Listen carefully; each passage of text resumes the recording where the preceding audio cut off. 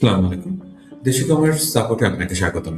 এই ভিডিওতে আমরা দেখব কিভাবে আমাদের প্রেফারেন্স থেকে আমাদের যে ডেসক্রিপশন গুলো রয়েছে ট্যাবের এবং সোশ্যাল শেয়ারিং ইমেজ সেটা কিভাবে সেট করা যায়, গুগল ট্যাগ ম্যানেজার কিভাবে সেট করা যায়, ফেসবুক পিক্সেল কিভাবে সেট করা যায় এবং গুগল কনসোল কিভাবে সেট করা যায়।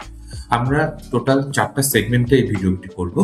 আমাদের প্রথম ভিডিওতে আমরা দেখব কিভাবে প্রেফারেন্সের সিলেকশন থেকে আমরা ডিটেলসটা চেঞ্জ করতে পারি। সেজন্য আমাদের যেতে হবে অনলাইন স্টোরের প্রেফারেন্স ট্যাবে। এখানে সিলেক্ট করলে আমরা প্রথমেই দেখতে পাচ্ছি এখানে আমাদের হোম পেজ টাইটেল এবং মেটা ডেসক্রিপশন এটা শো করছে। এটা আমরা কিভাবে চেঞ্জ করতে পারি? এখানে আমরা এডিট ক্লিক করব। হোম পেজ টাইটেলে আমরা যদি দিয়ে দিই welcome to our shop and ডেসক্রিপশনে যদি আমরা সেল কিছু লিখে রাখি যে উই সেল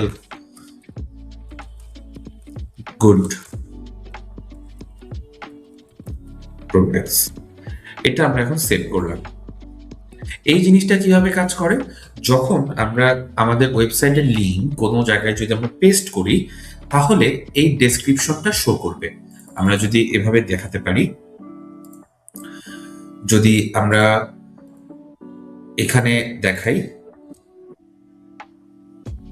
এখানে দেখতে পাচ্ছেন welcome to our shop and we sell good product, যেটা আমরা লিখে রেখেছি সেটাই শো করছে। আমরা এভাবে এটাকে এখান থেকে চেঞ্জ করতে পারি। এবং সোশ্যাল শেয়ারিং ইমেজ নর্মালি আমরা আমাদের লোগোটাকে আপলোড করে রাখি, যেটাতে আমরা যখন এভাবে আমরা ট্যাগ সেট করব তখন এখানে যেন আমাদের ওই লোগোটাই শো করে। এটার জন্য আমরা জাস্ট ব্রাউজ লোকাল ফাইলস এটা ক্লিক করলাম এবং যেখানে আমার লোগোটি আছে আমি সেখান থেকে জাস্ট লোগোটি সিলেক্ট করব।